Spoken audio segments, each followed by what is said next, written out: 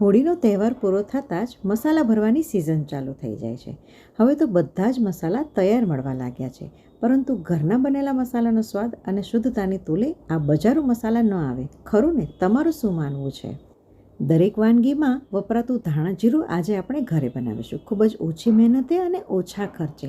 અને હા, આખું વરસ ખરાબ ન થાય તેના માટે શું ધ્યાન રાખવાનું અને તેને કેવી રીતે સ્ટોર કરવાનું તે પણ આપણે આજે આ વિડીયોમાં શીખીશું. તો ચાલો આ રેસીપી શરૂ કરીએ.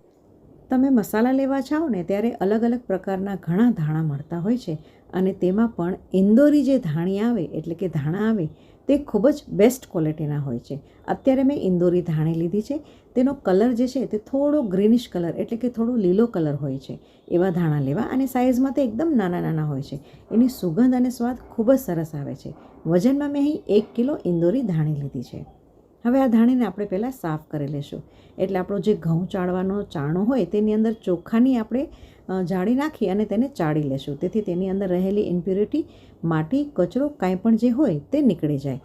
હવે બજારમાં આ બધી બાબતોનું ચોક્કસ ધ્યાન રાખીને ધાણા જીરું બનાવે છે કે નહીં તે તો તમને બધાને ખબર જ છે, પરંતુ આપણે ઘરે બનાવીએ તો આ બધી બાબતોનું ચોક્કસ ધ્યાન રાખીએ.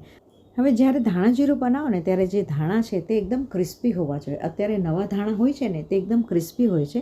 આવી રીતે તમે દબાવો ને દાણો તો તે તરત તૂટી જાય. મોઢામાં નાખો તો તે તમને ક્રિસ્પી ફીલ થાય. છતાં પણ આપણે આગળ એક પ્રોસેસ કરવાની છે, તે હું તમને આગળ જણાવીશ. જરા પણ ભેજવાળો આ ધાણાનો દાણો ના હોવો જોઈએ. તો ચાલો, અહીં 1 કિલો ધાણા લીધેલા છે, તેની સાથે આપણે જીરું કેટલું લેશું તે જોઈ લઈએ. અહીં વજનના કાંટા ઉપર એક બાઉલ મૂકી અને તેનું જે વજન થયું છે તે આપણે કટ કરી અને તેની અંદર આપણે જીરું ઉમેરીશું. જીરું પણ એકદમ બેસ્ટ ક્વોલિટીનું લેવું, જેથી આપણું ધાણા જીરું છે તે ખૂબ જ સ્વાદિષ્ટ અને સુગંધી બને. તો અહીં મેં 1 કિલો ધાણાની સામે 250 ગ્રામ એટલે કે 250 ગ્રામ મેં જીરું લીધું છે. આ રેશિયો એકદમ પરફેક્ટ છે.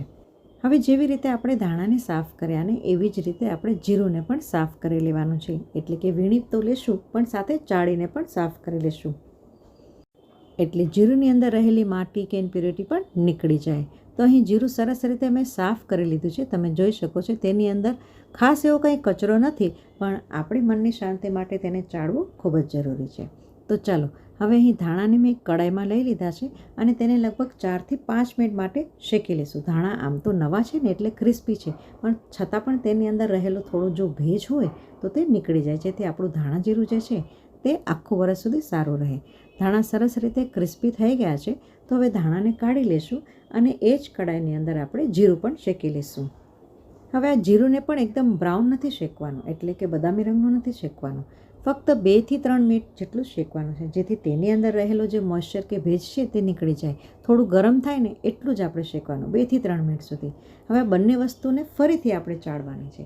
ધાણા ઠંડા થઈ ગયા છે એટલે ફરીથી એક વખત ચાળી લેશું. આ પ્રોસેસ કરવી શું કામ જરૂરી છે કે ધાણાની અંદર જે રહેલી દાંડલીઓ છે ને તે પહેલી વખત ચાળવામાં નહીં નીકળે. તમે શેકીને પછી ચાળશો ને તો તેની અંદર રહેલી દાંડલીઓ પણ નીકળી જશે. જો તમે જોઈ શકો છો, શેક્યા પછી પણ તેની અંદર ઘણો બધો કચરો નીકળ્યો છે.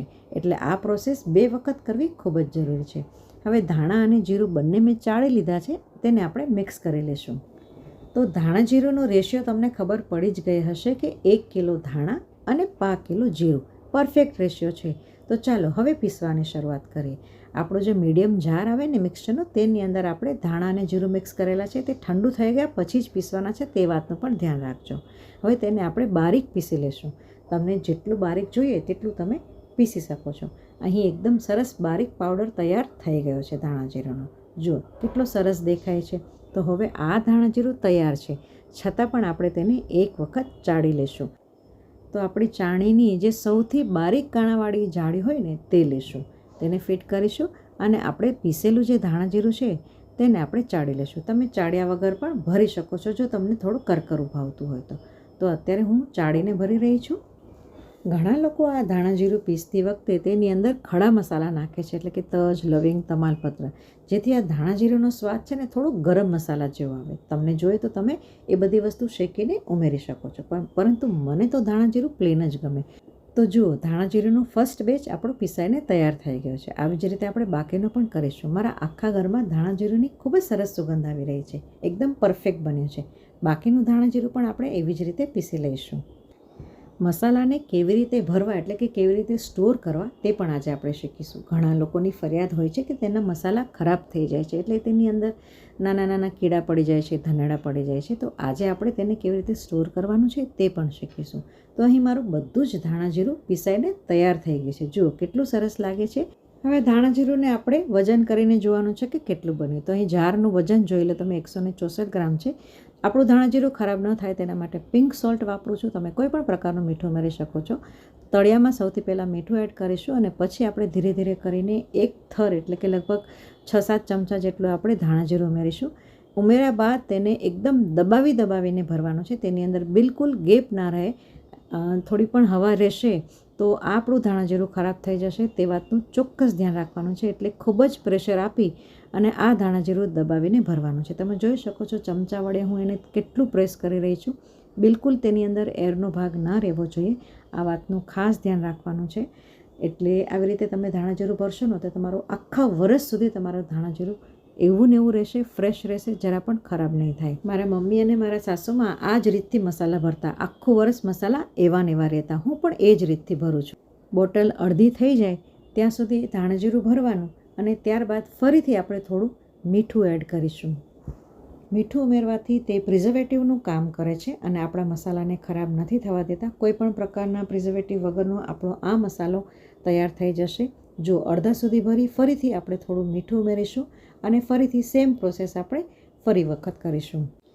ધાણા જીરું હોય, હળદર હોય કે લાલ મરચું હોય, તમે આ જ પ્રોસેસથી જો તમારા મસાલા સ્ટોર કરશો ને તો એક પણ મસાલા તમારા 12 મહિના સુધી ખરાબ નહીં થાય. 12 મહિના તો શું, 2 વર્ષ સુધી પણ ખરાબ નહીં થાય, તેની મારી ગેરંટી છે. તો જો લગભગ ઉપર સુધી ધાણા જીરું આવી ગયું છે. ઉપરની સરફેસને પણ આપણે આવી રીતે વાટકી કે ચમચા વડે જ એકદમ ફ્લેટ કરી દેવાની છે દબાવીને, જેથી તેની અંદર બિલકુલ ભેજ ન રહે. અને ઉપર પણ આપણે થોડું મીઠું ભભરાવીશું, જેથી આપણું જે ધાણા જીરું છે તે આખું વર્ષ સુધી સારું રહે. હવે આપણે ધાણા જીરું તૈયાર થઈ ગયું છે. તો ચાલો ધાણા જીરું વજનમાં કેટલું બન્યું તે પણ જોઈ લઈએ. તો લગભગ આપણું 1.25 કિલો જેટલું ધાણા જીરું તૈયાર થઈ ગયું છે. તો મિત્રો હવેથી બજારમાંથી તૈયાર ધાણા જીરું ન લેતા આવી રીતે તમે ઘરે બનાવી શકો છો. રેસીપી કેવી લાગી કમેન્ટ કરીને જરૂરથી મને કહેજો. તમારા મિત્રો સાથે શેર કરજો. ફરી મળીશ એક નવી રેસીપી સાથે. ત્યાં સુધી હેપી કુકિંગ ફ્રોમ મમાસ કિચન.